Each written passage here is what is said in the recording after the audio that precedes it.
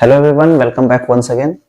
तो कार्बन इस कंपाउंड के पहले वीडियो लेक्चर में हम लोग बात करेंगे इसके इंट्रोडक्शन के बारे में। फिर आने वाले वीडियो लेक्चर्स में हम लोग इस चैप्टर को पार्ट बाय पार्ट कवर करने की कोशिश करेंगे। तो आइए देखते हैं हम लोग। जैसे चैप्टर है कार्बन इन इस कंपाउंड, तो इस चैप्टर को हम लोग ऑर्गेनिक केमिस्ट्री के नाम से भी जानते हैं, यानी कि यहीं से ऑर्गेनिक केमिस्ट्री का स्टार्ट होता है। तो हम लोग कह सकते हैं कि इंट्रोडक्शन टू ऑर्गेनिक केमिस्ट्री है। अब ये ऑर्गेनिक केमिस्ट्री क्या होता है, तो जिन लोगों को पता ना हो इनके बारे में, तो थोड़ा सा इसको हम लोग पहले समझने की कोशिश करते हैं। ऑर्गेनिक को हिंदी में बोला जाता है कार्बनिक। कार्बनिक और केमिस्ट्री का मतलब तो जान ही रहे, रसायन। कार्बनिक रसायन। कार्बनिक बोले तो कार्बन कंटेनिंग, यानी कि केमिस्ट्री का वो ब्रांच जिसके अंदर हम लोग कार्बन और उनसे बने हुए वैसे कंपाउंड्स के बारे में पढ़ते हैं जो कि जिनका जनरली ऑब्टेनिंग सोर्स नेचुरल हो, साथ ही साथ जिनमें CH बॉन्ड प्रेजेंट हो, कार्बन और हाइड्रोजन के बीच में बॉन्ड प्रेजेंट हो, तो उसको हम लोग ऑर्गेनिक केमिस्ट्री बोलते हैं। डिफाइन करना चाहे तो हम लोग ऐसे कह सकते हैं कि the branch of chemistry in which we study about carbon and their compounds which contain CH bond and specially obtained from natural sources, तो उसको हम लोग ऑर्गेनिक केमिस्ट्री के नाम से जानते हैं। केमिस्ट्री के और भी बहुत सारे ब्रांचेज हैं, जैसे physical, organic, inorganic, analytical, nuclear, ऐसे करके। तो इसमें ऑर्गेनिक केमिस्ट्री का इंट्रोडक्शन है यहाँ पर। तो अगर इंट्रोडक्शन को हम लोग अच्छे से समझ लेते हैं तो आने वाले क्लासों में या आने वाले हायर ग्रेड्स में भी हम लोग को ऑर्गेनिक समझना आसान हो जाएगा। तो चलिए हम लोग समझते हैं इसमें। अब एक बात तो गौर करते हैं कि कार्बन यहाँ पर है, तो there are 118 elements in which carbon is also one of them. तो 118 में से एक कार्बन भी है, लेकिन ऐसे तो एक 117 और बच रहे हैं। तो बाकी एलिमेंट सबको पढ़ने के लिए एक अलग ब्रांच क्यों नहीं बन गया? कार्बन के बारे में ही पढ़ने के लिए एक अलग ब्रांच क्यों है? तो इसके लिए हम लोग कार्बन की कुछ विशेष प्रॉपर्टीज को जानेंगे, लेकिन उससे पहले कार्बन का कुछ कॉमन फीचर जो है उसको हम लोग जान लेते हैं। यानी कि हम लोग कह सकते हैं कि इसको बेसिक प्रॉपर्टीज या बेसिक इंफॉर्मेशन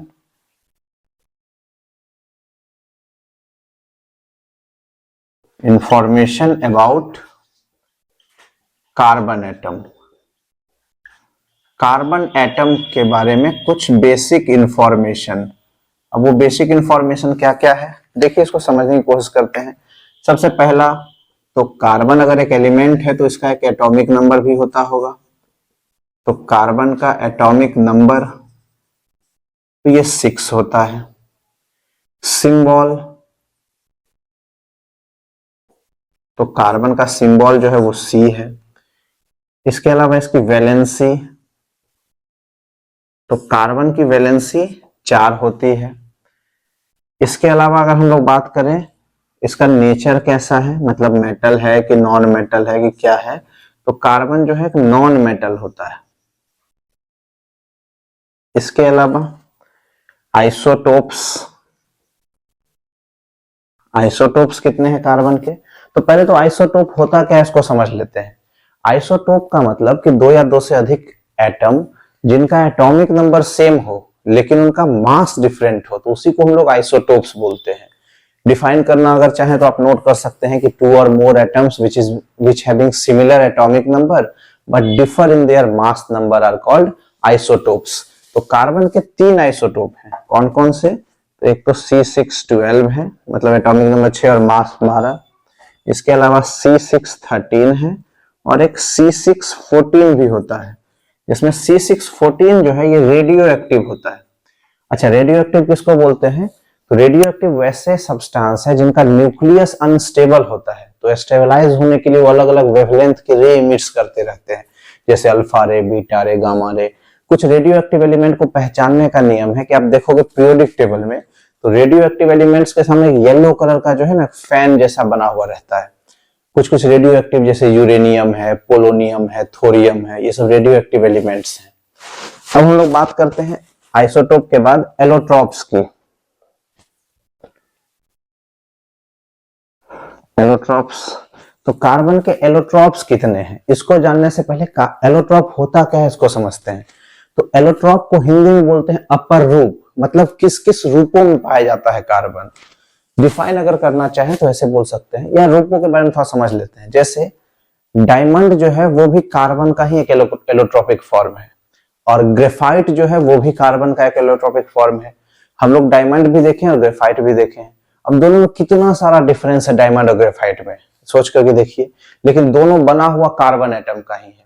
तो ये डिफरेंस क्यों आया होगा जबकि सेम तरह के एटम से बना हुआ है? तो इसलिए क्योंकि उनका स्ट्रक्चरल अरेंजमेंट डिफरेंट है। कार्बन के डायमंड का स्ट्रक्चर अलग है, ग्रेफाइट का स्ट्रक्चर अलग है, जिनके कारण इनकी प्रॉपर्टी इतनी ज्यादा चेंज हो जाती है। तो इसी को हम लोग एलोट्रॉप्स बोलते हैं। अगर डिफाइन करना चाहें तो हम लोग एलोट्रॉप को ऐसे डिफाइन कर सकते हैं कि two or more substance that is made up of similar atoms but differ in their structural arrangement due to which their properties differs are called allotropes and this phenomena is called allotropy.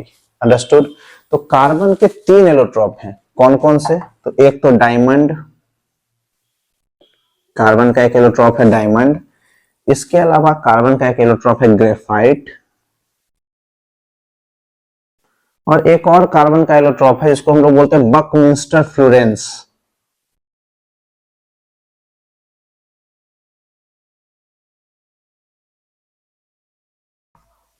Buckminster Florence, Buckminster Florence को हम लोग C60 भी बोलते हैं।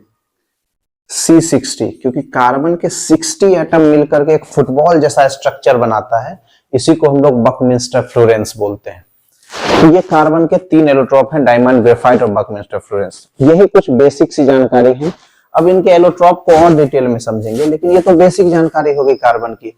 अब carbon में special क्या है? क्योंकि हर एलिमेंट का कुछ ना कुछ एटॉमिक नंबर होगा, उनका सिंबल, वैलेंसी, नेचर सब कुछ होगा। स्पेशल क्या है? तो कार्बन की स्पेशल प्रॉपर्टी की थोड़ा सा बात कर लेते हैं हम लोग। Special properties of carbon atom. Carbon atom का स्पेशल प्रॉपर्टी क्या है? देखिए, 2 स्पेशल प्रॉपर्टीज हैं कार्बन के। पहला स्पेशल प्रॉपर्टी है कि कार्बन की 4 वैलेंसी है, टेट्रा वैलेंसी जिसको बोलते हैं। टेट्रा वैलेंसी, अब किसी कोई एलिमेंट मोनोवैलेंट हो सकता है, मतलब उसकी एक वैलेंसी हो, डाइवैलेंट, ट्राइवैलेंट और टेट्रावैलेंट, मैक्सिमम वैलेंसी 4 हो सकती है। और कार्बन की वो मैक्सिमम वैलेंसी है 4 वैलेंसी, इसलिए इसका कंबाइनिंग कैपेसिटी बहुत ज्यादा होता है। तो ये बहुत सारे एटम से कंबाइंड हो सकता है। तो एक तो कार्बन की स्पेशल प्रॉपर्टी हो गई टेट्रा वैलेंसी, और दूसरी स्पेशल प्रॉपर्टी जिसके बारे में हम लोग बात करेंगे, उस स्पेशल प्रॉपर्टी को हम लोग बोलते हैं कैटिनेशन प्रॉपर्टी। Catenation property. अब थोड़ा सा हम लोग समझते हैं कैटिनेशन प्रॉपर्टी बोलते हैं। हम लोग देखे हैं या आपने गौर किया है, आगे भी पढ़ेंगे आप, कि देखेंगे कार्बन जो है ना, इसके पास गुण होता है कि लंबा लंबा ऐसे करके चेन बना सकता है। तो ये लंबा लंबा लॉन्ग चेन फॉर्म करने का जो गुण होता है कार्बन का, इसी को हम लोग बोलते हैं कैटिनेशन प्रॉपर्टी। मतलब tendency to form long chain of carbon atom is called catenation property of carbon. ये गुण कार्बन के अलावा सिलिकॉन में भी होता है, क्योंकि सिलिकॉन की भी वैलेंसी 4 है। तो सिलिकॉन भी लंबे लंबे चेन बनाते हैं, इसलिए नेटवर्क सॉलिड बनाता है सिलिकॉन। तो सिलिकॉन ऑल्दो मेटलॉइड है। हम लोग कार्बन के बारे में बात करेंगे, ऑर्गेनिक केमिस्ट्री पढ़ रहे हैं तो मेरे ख्याल से ये टेट्रा वैलेंसी और कैटिनेशन प्रॉपर्टी दोनों ही आपको क्लियर होगा। टेट्रा वैलेंसी मतलब 4 वैलेंसी, और कैटिनेशन प्रॉपर्टी मतलब tendency to form long chain of carbon atoms is called catenation property. इसी कैटिनेशन प्रॉपर्टी का जिसका इतना वेराइटी ऑफ कंपाउंड अवेलेबल है कार्बन का। अब हम लोग थोड़ा सा बात कर लेते हैं ये डायमंड और ग्रेफाइट के बारे में, इन दोनों में क्या डिफरेंस है। तो इसको हम लोग कंपैरिजन करके देखेंगे कि what is the difference between diamond and graphite. समझते हैं डायमंड और ग्रेफाइट में क्या डिफरेंस है, इन दोनों को हम लोग कंपेयर करके देखते हैं। तो पहले तो इसके स्ट्रक्चर को समझने की कोशिश करेंगे कि डायमंड का स्ट्रक्चर कैसा होता है। तो देखिए, बना हुआ तो ये कार्बन का ही है, हम लोग पढ़े कार्बन का एक एलोट्रॉप है डायमंड। तो कार्बन की वैलेंसी 4 होती है, यानी कि एक कार्बन जो है वो 4 अलग अलग एटम से जुड़ा हुआ होगा। ये 3D फिगर इसको मान के चलते हैं। ये टेट्रा वैलेंसी वाले 2 तरह के स्ट्रक्चर बनाते हैं, एक स्क्वायर प्लेनर और एक टेट्राहेड्रल। स्क्वायर प्लेनर जो बनता है वो कुछ इस तरह से बनता है कि एक कार्बन से 90 डिग्री पर 4 एंगल अलग अलग बन जाएगा, तो ऐसे जुड़ा हुआ। तो ये स्ट्रक्चर नहीं होता है डायमंड का। ये स्ट्रक्चर जो है ना टेट्राहेड्रल स्ट्रक्चर कहलाता है। इसमें जो बॉन्ड एंगल है वो 90 डिग्री नहीं होगा। आप इसको ऐसे समझिए कि 3D फिगर है, इसमें से एक प्लेन के अंदर है, एक प्लेन के बाहर है, 3D करके फिगर बनाया हुआ है। तो डायमंड में जो है ये टेट्राहेड्रल ही स्ट्रक्चर होता है। अब इसमें से हर कार्बन, जैसा कैटिनेशन प्रॉपर्टी है तो लंबा लंबा चेन बनाएगा, तो हर कार्बन तो 4 एटम से जुड़ा होगा। सपोज ये कार्बन देखें तो ये भी तो 4 एटम से जुड़ा होगा, एक से जुड़ा हुआ है, दूसरे से, तीसरे से, एक कहीं और जोड़ देते हैं 4 कार्बन से। ये कार्बन भी 4 एटम से जुड़ेगा, एक से ऑलरेडी जुड़ा हुआ है तो दूसरे से, तीसरे से, ऐसे से करके चौथे से। ये भी 4 से जुड़ेगा तो 1 2 ऐसे से करके तीसरा, और एक से जुड़ा हुआ है 4, तो इस तरह से ये भी 4 एटम से जुड़ेगा। तो ऐसे करके जो स्ट्रक्चर हम लोग बनाते हैं ये डायमंड का स्ट्रक्चर है। अब थोड़ा सा ग्रेफाइट के स्ट्रक्चर पर गौर करें। ग्रेफाइट किस तरह का होता है?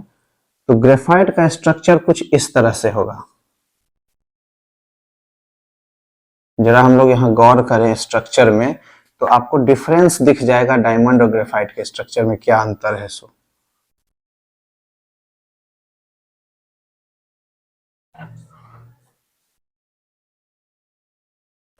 अगर हम लोग समझने की कोशिश करें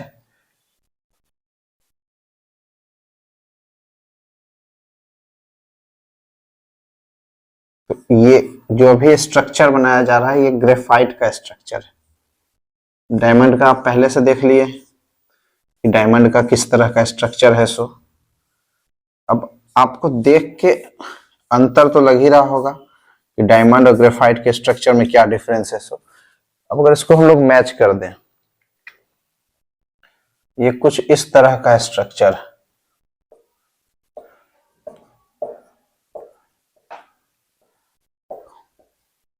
कुछ इस तरह का स्ट्रक्चर।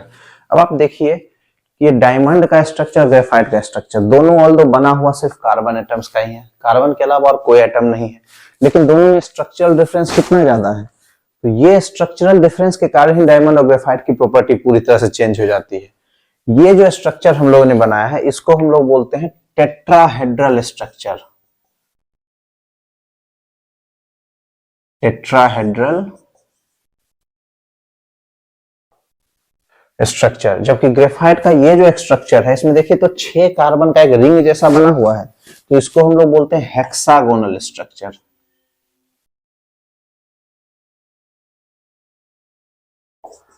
तो पहला डिफरेंस तो यही है कि डायमंड का जो स्ट्रक्चर है वो टेट्राहेड्रल होता है, जबकि ग्रेफाइट का जो स्ट्रक्चर है हेक्सागोनल होता है। अच्छा एक चीज और यहाँ पर देखें, ये लेयर जैसा दिख रहा है क्या? इस तरह से कुछ कि एक लेयर है, उसके नीचे एक लेयर है, फिर एक लेयर होगा, ऐसे करके अलग अलग लेयर वाइज स्ट्रक्चर। तो इसका फायदा ये है कि ग्रेफाइट का जो स्ट्रक्चर है लेयर वाइज है, तो इसमें जब एक लेयर को ऐसे टच करेंगे तो वो लेयर हमारे हाथ में आ जाएगा, फिर एक लेयर टच करेंगे हाथ में आ जाएगा, हाथ में। तो देखते हैं आप जैसे ग्रेफाइट पेंसिल है, उसको ऐसे टच करोगे तो एक एक लेयर हाथ में आते चिपकते चला जाता है। तो ये लेयर वाइज स्ट्रक्चर है ग्रेफाइट का, इसको बोलते हैं हेक्सागोनल स्ट्रक्चर, जबकि ये स्ट्रक्चर होता है डायमंड का टेट्राहेड्रल स्ट्रक्चर। ये पहला डिफरेंस। दूसरा डिफरेंस है इन्हीं स्ट्रक्चर के कारण बाकी सारी डिफरेंसेस आएंगी। तो दूसरा डिफरेंस हम लोग बोल सकते हैं कि डायमंड जो है वो ट्रांसपेरेंट होता है, जबकि ग्रेफाइट जो है ओपेक होगा। डायमंड जो है वो लस्टर होता है, चमकीला होता है, शाइनी सरफेस होगा, जबकि ग्रेफाइट जो है वो नॉन लस्टर या डल होता है। 3 अंतर हो गया। चौथा, डायमंड दुनिया का सबसे हार्डेस्ट सब्सटेंस है, जबकि ग्रेफाइट जो है वो सॉफ्ट सब्सटेंस है। इसके अलावा डायमंड जो है वो बैड कंडक्टर ऑफ इलेक्ट्रिसिटी है, लेकिन ग्रेफाइट जो है वो गुड कंडक्टर ऑफ इलेक्ट्रिसिटी है। अगला डिफरेंस की बात करें अगर हम लोग, तो डायमंड केमिकली नॉन रिएक्टिव होता है। डायमंड केमिकल रिएक्शन में पार्टिसिपेट नहीं करता, डायमंड रिएक्शन नहीं करता है, जबकि ग्रेफाइट जो है वो रिएक्शन तो जल्दी करता है, लेकिन डायमंड के कंपैरिजन में थोड़ा सा ज्यादा रिएक्टिव होता है ये, क्योंकि इलेक्ट्रिसिटी ये अलाउ करता है अपने से पास होना। देखते हैं इसका हम लोग इलेक्ट्रोड्स बना सकते हैं। तो ये कंपैरेटिवली मोर रिएक्टिव है ग्रेफाइट। किससे? किसके कंपैरिजन में? तो डायमंड के कंपैरिजन में। और एक और डिफरेंस है कि डायमंड जो है वो हाई टेम्परेचर और प्रेशर पर धीरे धीरे ग्रेफाइट में कन्वर्ट हो जाता है। यानी हम लोग बोल सकते हैं कि at high temperature and pressure it converts into graphite. लेकिन ग्रेफाइट की अगर हम लोग बात करें तो इट इज थर्मोडायनेमिकली स्टेबल।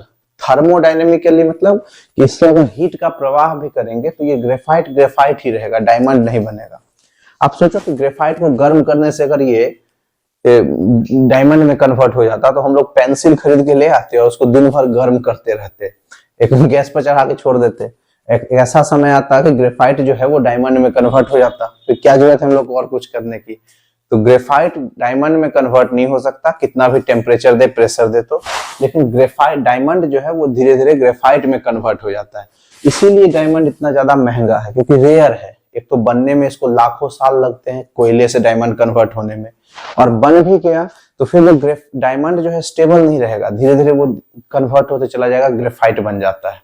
अगर उसको टेम्परेचर और प्रेशर यानी जमीन के अंदर दबा हुआ ही है तो हाई टेम्परेचर और प्रेशर पर वो ग्रेफाइट में कन्वर्ट हो जाएगा।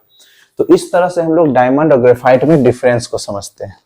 तो ये हमारा था इंट्रोडक्शन। आने वाले क्लासों में हम लोग हाइड्रोकार्बन्स के बारे में पढ़ाई करेंगे। तो मिलते हैं अगले वीडियो लेक्चर में, इसको थोड़ा छोटा रखते हैं। मिलते हैं अगले वीडियो लेक्चर में, जुड़े रहिए। बहुत बहुत धन्यवाद।